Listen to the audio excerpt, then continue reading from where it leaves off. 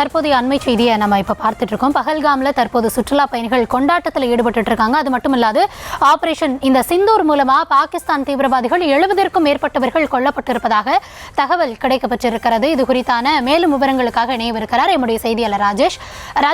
தொடர்ச்சியாக அடுத்தடுத்து என்ன நடவடிக்கைகள் மேற்கொள்ளப்படும் அப்படின்னு நம்ம ஒருபுறம் பார்த்துட்டு இருந்தாலுமே தற்போது களத்திலிருந்து வரக்கூடிய தகவல் இந்த தாக்குதல் மூலமாக இந்த பதிலடி தாக்குதல் மூலமாக 70 பேர் கொல்லப்பட்டிருக்கிறார்கள் பயங்கரவாதிகள் அப்படின்ற தகவல் கிடைக்கப்பட்டிருக்கிறது.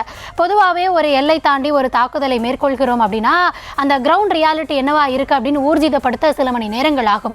தற்போது கிடைக்கப்பட்டிருக்கும் இந்த தகவல் அதிகாரப்பூர்வமானதா? எத்தனை உயிரிழப்புகள் ஏற்பட்டிருக்கிறது?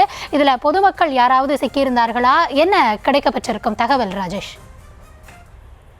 கௌதமி, முதலில் பஹல்காமில் பொறுத்தவரையில 15 நாட்களுக்கு பிறகு அங்கு மக்களும் சுற்றுலா பயணிகளும் கொண்டாட்டத்திலே ஈடுபட்டு வருகிறார்கள். காரணம், கடந்த 22ஆம் தேதி அப்பாவி பொதுமக்கள் சுற்றுலா பயணிகள் சுட்டு கொல்லப்பட்டனர். அந்த தீவிரவாதிகளுக்கு தக்க பதிலடி கொடுக்கக்கூடிய வகையிலே இந்திய ராணுவம் நேற்று ஒரு சிறப்பான ஒரு போராட்டத்தை, ஒரு பதிலடியை கொடுத்திருக்கின்றது.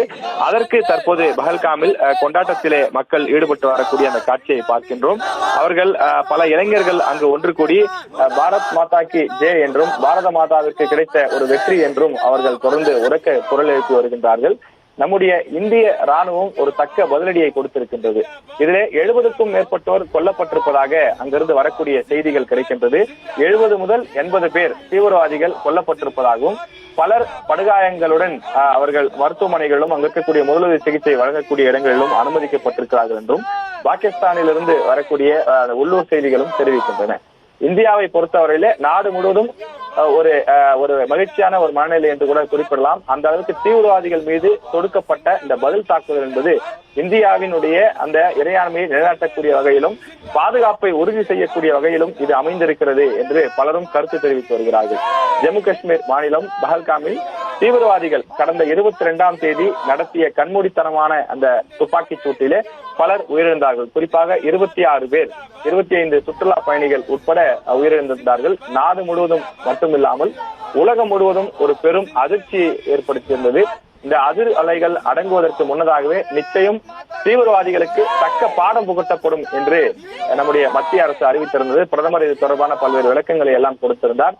நம்முடைய பாதுகாப்புத்துறை சார்பிலே பல்வேறு முயற்சிகள் மேற்கொள்ளப்பட்டு வந்தது. இந்த தீவிரவாதிகள் எங்கிருந்து வந்தார்கள், அவர்கள் அங்கிருந்து தப்பி செல்வதற்கான முகாந்திரம் என்ன இருக்கின்றது, இதை திட்டமிட்டு செய்திருக்கிறார்களா உள்ளிட்ட பல கோணங்களில் ஆய்வு செய்யப்பட்டது.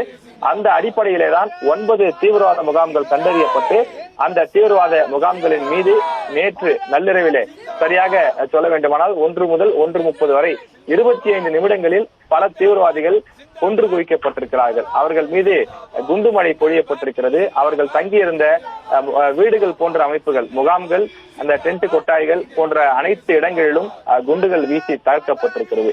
குறிப்பாக தீவிரவாதிகளுக்கு பயிற்சி அளிக்கக்கூடிய இடங்களாக இருந்த அந்த இடங்கள் மீதெல்லாம் இந்திய ராணுவம் பதிலடி தாக்குதலை கொடுத்திருக்கின்றது. இந்தியா முழுமைக்கும் இருக்கக்கூடிய கருத்து என்னவென்றால், இது இந்தியா ஒரு போரை முன்னெடுக்கவில்லை. இந்தியா மீதும் இந்திய மக்கள் மீதும் சுற்றுலா பயணிகள் மீதும் நடத்தப்பட்ட கண்மூடித்தனமான தாக்குதல். அந்த பகுதியில் இனி யாருமே சுற்றுலா பயணிகளே வரக்கூடாது என்ற அடிப்படையிலே தீவிரவாதிகள் இந்த தாக்குதலை நடத்தி இருக்கிறார்கள். இதற்கு நிச்சயமாக ஒரு பதிலடி கொடுக்க வேண்டும், தீவிரவாதம் தலையெடுக்கவே கூடாது என்ற அடிப்படையிலே இந்த பதிலடி தாக்குதல் நடைபெற வேண்டும் என்று தொடர்ந்து பலரும் கருத்து தெரிவித்து வந்தார்கள். இந்த நிலையிலேதான் நேற்று இரவு இந்த பதிலடி தாக்குதல் நடைபெற்றிருக்கின்றது. நாம் திரையிலே பார்த்துக் கொண்டிருக்கிறோம். இது ஒரு பதிலடி தாக்குதலாக நடைபெற்றிருக்கின்றது. பஹல்காமிலே அங்க இருக்கக்கூடிய உள்ளூர் மக்களும் சுற்றுலா பயணிகளும் சேர்ந்து இந்திய ராணுவத்திற்கும் மத்திய அரசுக்கும் அவர்கள் பாராட்டு தெரிவிக்கக்கூடிய வகையிலே நம்முடைய இந்திய ராணுவ வீரர்கள் செய்திருக்கக்கூடிய இந்த பதிலடி தாக்குதலுக்கு அவர்கள் நன்றி தெரிவிக்கக்கூடிய வகையிலே அவர்கள் இந்த கொண்டாட்டத்தில் ஈடுபட்டிருக்கக்கூடிய அந்த காட்சியை பார்க்கின்றோம்.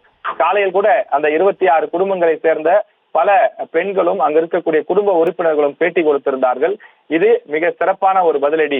நாங்கள் எங்களுடைய கணவனை இழந்தும் சகோதரனை இழந்தும் மிகவும் துன்பத்திலே இருக்கின்றோம். ஒரு 15 நாட்களுக்கு பிறகு நம்முடைய இந்திய ராணுவம் எங்களுடைய கண்ணீருக்கு ஒரு விடை கொடுத்திருக்கிறது என்றும் குறிப்பிடுகிறார்கள். குறிப்பாக இந்த பதிலடி தாக்குதலுக்கு வைத்திருக்கக்கூடிய பெயர் சிந்தூர். நம்ம காலையிலிருந்து அதற்கான விளக்கத்தை பார்த்து வருகிறோம். எப்படி எங்களுடைய இந்திய பெண்களுடைய அந்த குங்குமத்தை நீங்கள் அளித்தீர்களோ அதே பெயரிலே உங்களை நாங்கள் அழிக்கிறோம் என்று சொல்லக்கூடிய வகையிலே சவால் விட்டு இந்திய ராணுவம் இந்த பதிலடி தாக்குதலை நடத்தி காண்பித்திருக்கின்றது. இதற்கு சில ட்ரோன்களும் அதே போல ஹேமர் என்று சொல்லக்கூடிய அந்த குண்டு தாக்குதல்களும் நடத்தப்பட்டிருக்கின்றது. தீவிரவாத முகாம்கள் மற்றும் தீவிரவாத பயிற்சி கொடுக்கக்கூடிய இடங்கள் ஆகியவையெல்லாம் குறிவைத்து தாக்கப்பட்டிருப்பதாக ராணுவ தரப்பிலிருந்து செய்தி குறிப்புகள் மூலமாகவும் பத்திரிகையாளர்கள் சந்திப்பு மூலமாகவும் விளக்கங்கள் கொடுக்கப்பட்டிருக்கிறது. தொடர்ந்து இந்த பதிலடி தாக்குதல் நீடிக்கும். இனி பாகிஸ்தான் குறிப்பாக அங்கிற்கு செயல்படக்கூடிய அந்த தீவிரவாத அமைப்புகள் தங்களுடைய வாள் ஒட்ட நெருக்கப்படும் என்று சொல்லக்கூடிய வகையிலேதான் இந்த தாக்குதலானது நடத்தப்பட்டிருக்கின்றது. இந்த தாக்குதலை பொறுத்தவரையில உலக நாடுகள் மத்தியில் இந்தியாவை யாரும் கண்டிக்கவில்லை. காரணம், இந்தியா பாதிக்கப்பட்ட நாடு. ஒரு பாதிக்கப்பட்ட நாடு திருப்பி அடிக்கக்கூடிய வகையிலே தங்களுடைய அந்த நாட்டு மக்களுடைய கண்ணீருக்கு ஒரு நீதி கேட்கக்கூடிய வகையிலே தான் ஒரு பதிலடி தாக்குதலாக இதனை நடத்தியிருக்கிறார்கள் என்பது பல நாடுகளுடைய கருத்தாக இருக்கிறது. அதே நேரத்தில் இந்த போர் என்பதாக இது நிகழக்கூடாது, தீவிரவாதம் என்பதும் தலையெடுக்க கூடாது என்றும் கருத்துக்களை தெரிவித்து வருகிறார்கள். தற்போது நமக்கு கிடைத்திருக்கக்கூடிய தகவலின்படி 70 பேர் வரை உயிரிழந்திருக்கிறார்கள் என்றும் இந்த தீவிரவாதிகளுடைய உயிர் பலி எண்ணிக்கை மேலும் அதிகரிக்கும் என்றும் தான் அங்கிருந்து வரக்கூடிய தகவல்கள் நமக்கு கிடைக்கிறது.